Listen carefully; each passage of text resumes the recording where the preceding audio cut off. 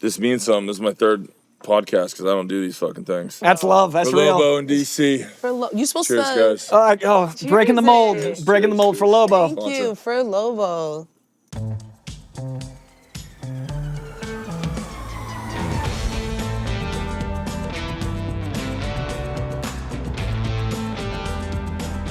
Welcome to another episode of DC Studios Showcase, the official podcast. I'm nerd commentator Frankey Smith. I'm pop culture pundit Coy Recommends. And we have a chaotic episode planned for you today. We got the Jason Momoa coming in, Lobo. I mean, the main man himself. I am so excited. This is the perfect place to nerd out with him. And I feel like he's a nerd that people don't know about. The man loves Lobo like I love comics. Okay. And I'm very excited to talk to him. Like, I can't wait to feel that direction of passion from him. Like, I'm really curious about what makes him geek out. Well, speaking of Lobo, I got a little take for you. I want to see how you feel about it. This gives me pause every time we do it. That's perfect. But I'm ready. All right. That's how you should feel, okay?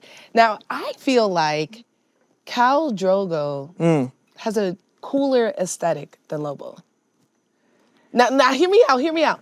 Anyone who has on like the aesthetic of Khal Drogo looks cool. You put Jim Gordon, like Gary Oldman in there, he's rocking it. You are literally saying the things I was going to argue. You're making my point for me. Go on. You put him in Lobo, like he just looks like a divorcee who's like going through a phase. But if you put him in the braid, he got a little tan. He got like the smoky eye. It's ill. Okay. Lobo. Crazy motorcycle. Awesome hair. Just bitchin' codpiece. Yeah. Just effortless rock god energy.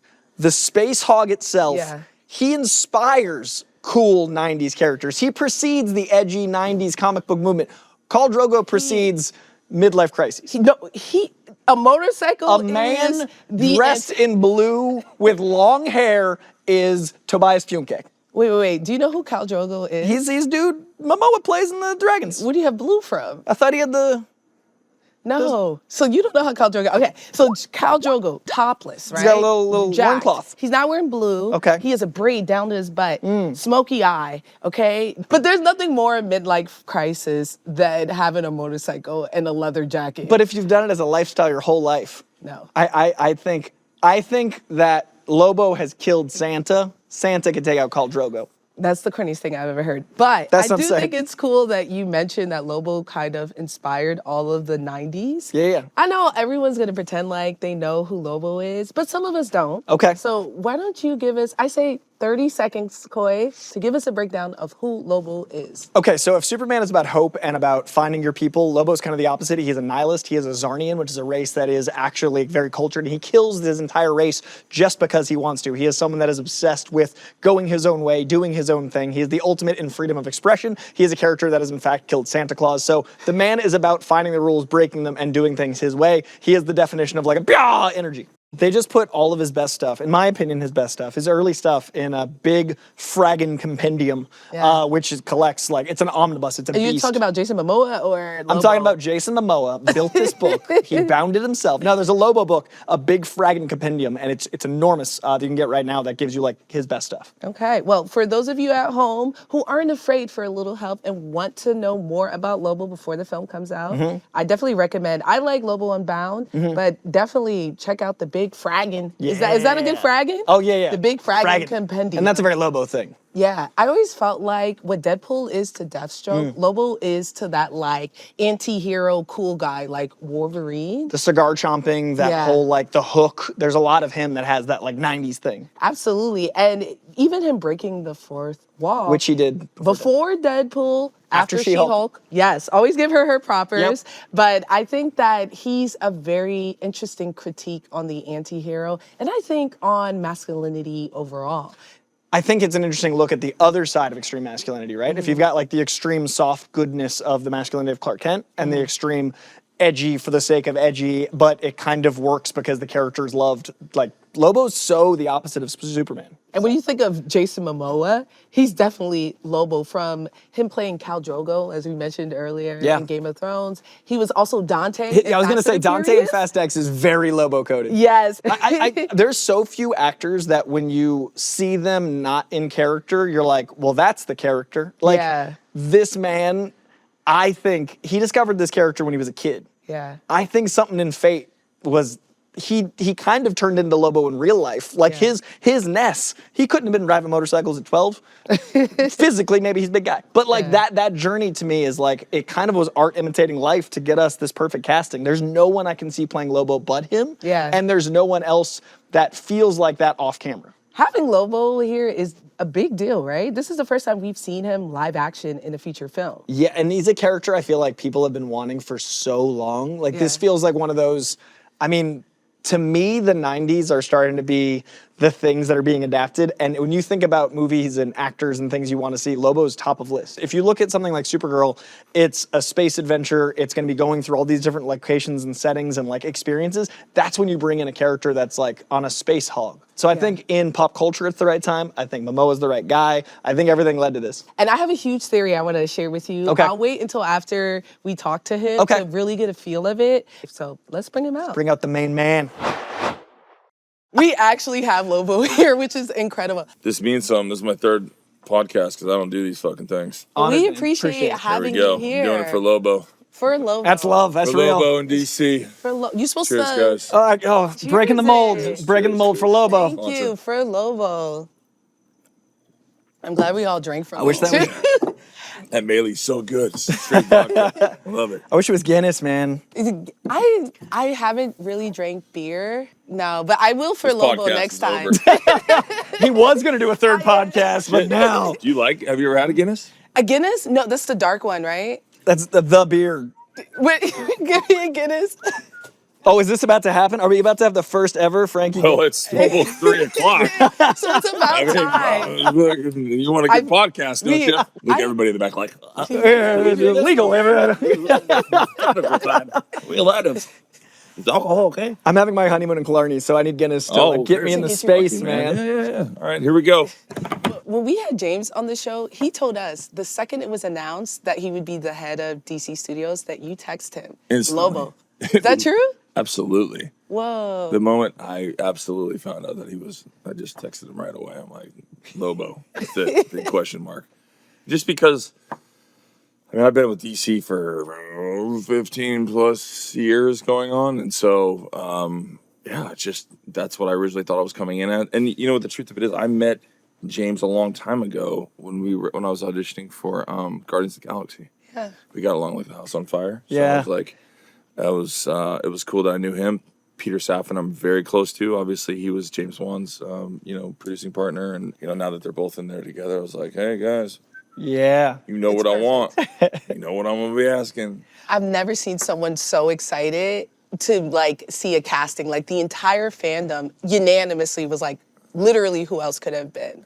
Yeah. It had to be. I mean, I'm pretty happy about that. I was a big Wizard magazine guy growing up because I've been collecting. Dude, Wizard loved Lobo. Because it came out, yeah. It was the only thing that connected our people because the internet wasn't a thing yet. So I remember Lobo being the guy that everyone wanted to find, and it didn't ever quite work. They were like Danzig and stuff. And when that moment happened, I felt like that's the only time nerds have united behind a casting. Right. Did it change anything for you in reading the comics you'd read forever? Did you feel like, oh, this is a different kind of connection now? Like I know what it's like to say Bastich. Or Bastiche, depending on the adaptation. Yes. I gotta tell you, like, growing up with all the different iterations of the comics and just putting all that on, though. Yeah. Like when because you can sit in your imagination as much as you want to or practice, just like trying to, work on the scenes. But when you put the sclera, like my full eyes, blood red. Yeah.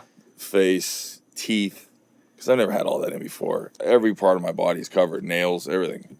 And then you put the scleros in, and it's just a huge contact, and you like open your eyes, and that's that first mirror moment. First mirror moment, bro. Oh, is like can't be taken away. It was epic because it just felt like it's the thing. He just like went boom, put his fangs into me, walked out of that trailer. My team will tell you, and I just had a different stomp. Just the way he walked, the way he stomped, the way he moved, and it just. Every grip as you walked instead of just like everyone's just looking at you. You just kind of just have cigar in the mouth and it's unapologetically just raw. Yeah. You just give no fucks. And everything led to it. Like I love the like the fact that you were 12, man. The fact that like you've been collecting long enough even that you younger. Yeah, I mean I don't know. It's just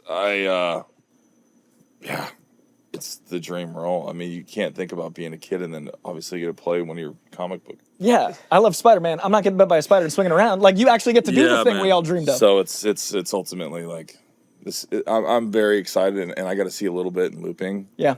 And I was like joyfully in tears and at the same time screaming and like I was a kid. Like I was fucking hooting and screaming like I was a kid watching myself, which is weird. But it's like an actualization. Like yeah, it's my friends were there with me too, and they came out. They're like Aquaman who, and I'm like, it's just wild. I was at CinemaCon and you riding out on the bike. I saw, because I was right up front, that you looking out at the crowd. It felt like a moment of like, oh, now the world is seeing Lobo. Yeah. Like, did it feel different to see people see Lobo? Like, that's a different. You don't see shit up there. In all honesty, there's so many lights at you. But you know, that bike is like, that was my introduction. Like my first scene, you get to set and they're like, I practiced it a lot, but when you get to the set, it's massive. And I have to ride the motorcycle in and they're like, you're going to hit this mark and this explosion's going to go off behind you. Just keep going. And you need to hit this mark because there's the crane coming right at you too. So I see the mark and it's all on gravel. So I know I'm going to slide and, you know, I'm nervous. And when I get nervous, I just get nuts at the last minute. It's kind of like you want to pee the whole time because you're so nervous. And then all of a sudden I'm like, yeah, it's just a big fuck it. And I hit the throttle and I go zooming right in and there's the crane coming at me and I'm still picking up speed and I should probably be taking my foot off. And, it's funny because the brakes are opposite. So your right foot would be the brake. Now it's a left hand, which is a clutch is the brake. Oh, man. So you hit it, and I kind of pass the point of where I'm supposed to stop. And I grab the brake, and it just slides in perfectly. And I hit it, and yank the cigar out, get the cape off, pull the cigar out, and I say my first line, and I fucking killed it. I could never hit that mark again. But they got it in one. They got it in the first one. They couldn't get it in 10 more. And I was like, well, I'm good for one. You know what I mean? So is that the trailer shot? Is that what that was it. And it was a massive fireball on the back of me. It was epic. And when I got to go back and look at it on playback, I was just like, that's day one. That's the first shot. Get on the bike, skid into the frame. You're Lobo now. I love it. Now, we know Jump that in the Lobo, fire. Literal. we know that Lobo is a man of culture. I found out that Lobo's name translates to he who devours your entrails and thoroughly enjoys it. My question is, do you think Lobo would enjoy Zippies? He would absolutely love Zippies. What would you tell him to order from there? He would order the exact same thing I order. Which is a big bowl of Simon, hot mustard on the side, 3-piece fried chicken, 2 scoop rice, 2 scoop macs with chili, no beans, and Portuguese sausage. Whoa. And he sample each little piece, whack it at the same time. You gotta have the protein going. You gotta have the protein. Lobo's not a small man. You incorporate your culture a lot with the characters that you play. Were you able to bring some of that to Lobo? It's a great question, and I do try to do that, but not in this one, though. Yeah. You're Wino the Haka, and it's really beautiful to see that being a popularized moment. Yeah. There's something about the character's connection to the motorcycle I've always seen as like the lantern and his ring. It's like a piece of him and who he is. My first 7 years in LA, only drove a bike. Like I was just bike every grocery trip, anything. I had to measure my backpack, and there's like a bond to a bike. Is there any bike that you have that is your Space Hog that feels like your connection to the road in a unique way? Yeah, all of them, all of them. I can't choose one. I love them. I love bikes. I ride. If I don't ride, I don't feel right. Yeah, like I gotta get on a bike. It's the only outward expression. Well, it's a bit of a moving meditation for us. You know, I have a very active mind, and it's just like it's sitting still or like maybe trying to meditate and be in my head. It just doesn't work. But for me, like, you know, that was what like rock climbing was for me or surfing. But you know, just a sport, something that you can just be in it, and I'm not thinking about anything else. You know, you drive and you're eating, you're texting, you're calling, you're doing your makeup, you're whatever. You're just not paying attention. But when you're on a motorcycle, you're everywhere. And so I enjoy that, and I enjoy that focus and that freedom, and just being able to control and be one with that bike that I enjoy. And each one of them are different. So I enjoy the old ones, so like the 20s and 30s, because you're like on a time capsule, and you really have to understand the road. You have to pay attention, so because it'll just wreck you. Yeah, it's not built choppers, counterbalance like, and. Yeah, well, it's just choppers. Like you just gotta, you have to like pump through certain sections in the So rim. what are choppers? What are the It's a different hold. It's a different. Yeah, it's just it's customizing a bike. So when you have like a stock Harley or a stock bike, you're basically trying to make it a personal look for yourself, but you're basically eliminating things that you don't need. So fenders, you're making things smaller so it's streamlined. It's more artistic. It shows the lines of the bike, and then it lets the motor kind of breathe so you can focus on and see the motor more. And then it's just customizing and it's just making it your own. So it's just individuality and being artistic. I live in New York, so I have a bike. Sikol. Well, that's how Bicycle. But I customize the fuck out of it. Like it's really cool. That's how motorcycles started. It started as a bike, and then they put the motor in it. Whoa. And the uniqueness of that relationship is what I love. Like I do Ducati, and I love my Ducati Monster, but we like modified it out to like the fender was lower, the mirrors were all like the Batmobile, you make it yours. But that relationship, it feels personal. Like cars make me feel claustrophobic. Like I feel enclosed. I feel weird. I gotta have the tops off of them. Yeah. Oh, look. Did you modify the? Oh, you actually brought us Guinness? Look at that with coasters and all. All right, it's a moment. Okay. Pop it. So You're first. Pop it? What does that mean? You gotta let the nitric out. Yeah, there you go. Okay. So there's a little nitrogenated thing inside, a widget. A widget? Yeah, so that's the little thing you're gonna hear. So there's no carbonation in Guinness, so they have like this. So I have to pretend like I love it. This is the best drink I ever drink. It is. No. You don't have to pretend. Okay. Hold on. Wait. You still have water in your cup? How do I know? Oh, in this? Yeah, I have too much water. Can I get a different cup? All right. Thank Keep you. asking me questions. Here we go.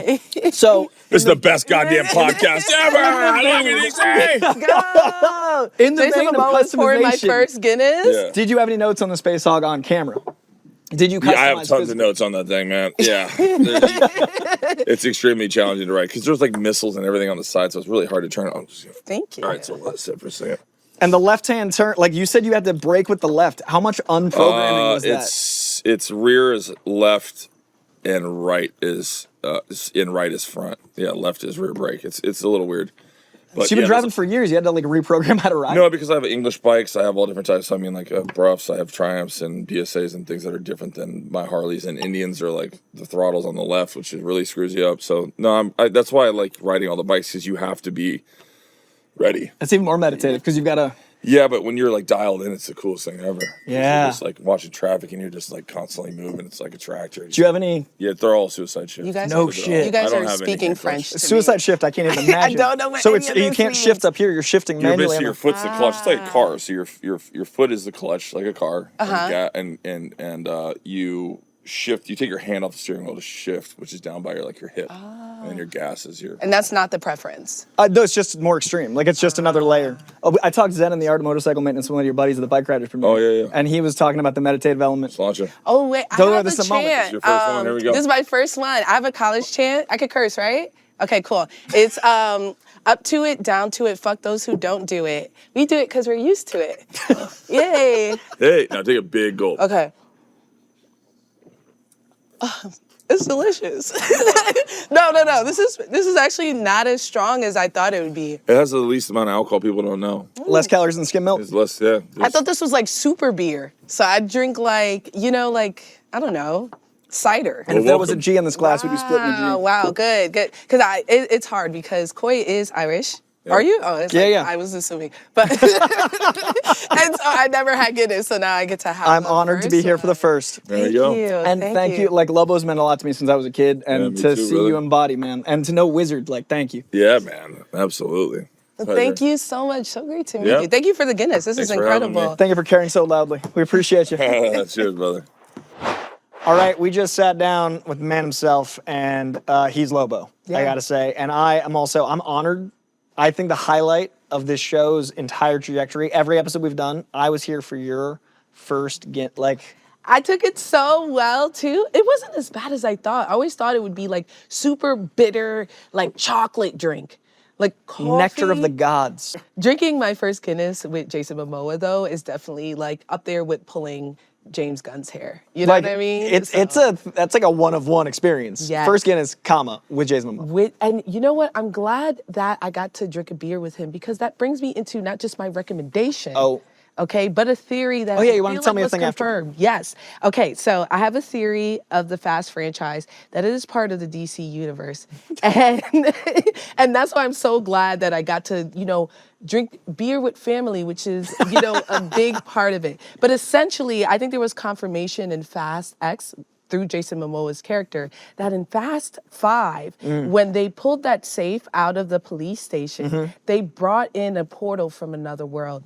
The cars are mechs, okay? They have Okay. personality. That's why they're able to do these incredible things. Okay. All of the people who were on that bridge during the time, including Jason Momoa, Vin Diesel, The Rock, they all have magic from the proximity of that portal, right? Sharing the beer gives magic to other people, right? Also, there's a Lazarus pit, right? Okay. Gal Gadot. Coming back. Yeah, all of them. Han Solo. All the Michelle Rodriguez. All their characters were brought back via the Lazarus pit, right? Okay. And once you drink the beer, you get some of the magic. That's why, like, Charlize Theron's character can speak to computers. Sure. Kind of like the Mother Box. Yeah. This is all kind of tying together. And then finally, that's why so many actors from DC properties are in the Fast franchise, right? Black Adam, Aquaman / Lobo, Wonder Woman, Yeah. Hawk, and he was Aquaman. That's real. Who's the super buff guy? Alan Ritchson. It all comes together. This is One the multiverse big event. in the Fast universe. And drinking that beer, I feel like subconsciously, subliminally, Jason was trying to confirm that for me. I like that in this multiverse, it's not Corona, it's Guinness. Yeah, so maybe Lobo brought in that that thing, yes. So, well, that being said, what do you recommend for To me your- as to your Fact Sex? theory. To my theory? To Family. Thank you. All right, so is your recommendation Fast X? Of course, always. Just in general? Just I love the day to Fast day? franchise. If you like action, if you like hot guys fighting each other, Yep. and if you like family, the Fast series is where you want to go. You know what? I'm going to recommend, I mentioned it briefly near the end. He's doing a ton of press, but the one interaction I had with Jason brought his whole group of bike dudes to the Right. Bikeriders premiere, and I happened to sit in the row in front of him. And one of the dudes that he brought, he and I talked about the Zen and the Art of Motorcycle Maintenance, which is a book that I love dearly. But I want to recommend the movie that happened at The Bikeriders. The Bikeriders, have you seen it? No. Okay, I mean, it's awesome. So it's not like a traditional narrative. The movie feels like a poem. Like, if you've ever read Jack Kerouac or not quite Hunter S. Thompson, but early Hunter S. Thompson when he was doing his more of a political commentary, on the campaign trail stuff. It's this movie about being a bike rider, but it's more about the spirituality of it that's captured through almost prose. And it's this really special film. It stars Austin Butler, Tom Hardy. The cast is crazy. But I had that conversation with one of his friends at that premiere, so it felt kind of like you're talking about layers. Yeah. It was the right place, the right time to have that conversation. It was with another giant biker guy that was friends with Jason at this event. And that movie, it just speaks to that sense that he was talking about where you're one with the road and you can't do anything. It's meditative. There's no time for anything else but bike riding. And this movie captures that feeling. It's really special. Jeff Nichols directed it. All right, I'll check it out. I'm Riders. getting into bike riding. Right? I mean, very I've similar. been into Very bike similar. riding, but Jason said that's my next step. So let me do the research. Okay. This episode was just as chaotic as I thought it would be. I'm so glad that we had such a wild Lobo episode. Thank you all for joining us at the I need a DC Guinness Studios guy. Showcase. I learned that today. You need a what? If I raise a finger, someone brings me Guinness. That's snap, yeah. I now know power I didn't know before an hour ago. And bringing you a Guinness. I goals. Okay. In my rider, when we do season 7, Guinness guy. Well, for those of you at home, if you know of a Guinness guy, please put it in our comments. If you'd like to be my Guinness guy, or let me you know want to in the be comments. Coy's Guinness guy, put it in the comics. Or you could reach out to us directly. You can find me at Fantastic Frankey, FRANKEY. You can find me at Coy Jandro. And don't forget, leave us comments, say things. We want to talk to you. We definitely are checking in. Oh, yeah. And be sure to tag us if you have something to say at DC Official. And in those comments, if you have suggestions for the show, if there's something you want us to talk about, that is a way for us to hear from you. So please let us know. And if you're listening to this on your Spotify's and your Apple, 5 stars. Yeah, Rate us. stop We want to do playing. more of this. So next time, we've got Craig Gillespie on, the director himself. Very excited to talk to him. Our summer of Supergirl continues. The movie is out on June 26th. So go see that in theaters and join us right here with Craig Gillespie next time. This was an OBB sound production for HBO, hosted by me, Coy Jandro, and Frankie Smith. Executive producer for HBO is Becky Rowe. Executive producers for DC Studios are Gary Barbosa and Philip Soponides. Executive producers for DC are Mike Pallotta and Victor Diaz. Executive producers for OBB are Michael Ratner, Scott Ratner, and Toby Lawless. Producer for HBO is Aaron Kelly. Producer for OBB, Toby Lawless. Research producer, Sam Harrison. Production manager, Kevin Lynn. Production coordinator, Terry Kraft. Associate producer, Sam Harrison. Talent booker, Aaron Bandler. Editor, Adam Grabarnik. Post-production supervisor, Mariana Chrysostoma. Assistant editor, Mark Alcacid. Production accountant, Bobby Hanna and Zachary Steinberg. Director of photography, Heath Gresham. First assistant camera and camera operator, Chris Piper. Key grip, Sam Satosky. Production designer, Liz Klikowski. Art director, Michelle Hall. Sound mixer and editor, Josh Falcon. On-set mixer, Darren Bowling. Hair and makeup artist, Kendall Shannon. Production assistant, Max Jordan. Senior director, creative development and social strategy, Lenore Castro. Manager, creative development and social strategy, Sharif Bakari. Special thanks to graphics and artwork, HBO Max Concept and Design Studio. Special thanks to illustrations by Ariel Cologne.